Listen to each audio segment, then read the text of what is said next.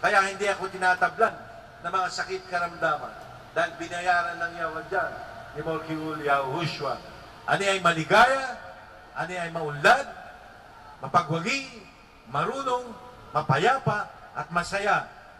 Ol shuwam gaul Yahushua ho may hushkay.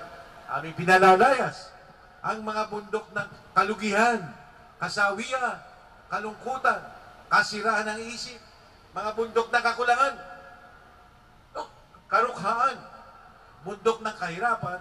Yahweh, aking pinalalayas, hindi na maaari magpatuloy pa sa aking buhay at sa aming buong sambahayan. Lumayas kayo, mga bundok ng problema, pighati at kasawian. Layas kayo, mga sakit karamdaman at mga diferensya sa pag-iisip. Magsilayas kayo, mga negativism, sa mga negativismo. Hindi na namin pinapayagan pa sa aming isipan dahil sumasa amin ang isipan ni Malkiul Yahushua at ang kanyang kapayapaan, kasaganaan, pagwawagi, kaligayahan ang natatamasa namin araw-araw na hindi namin pinapanakaw sa kaaway. Hindi namin pinapanakaw sa Diablo.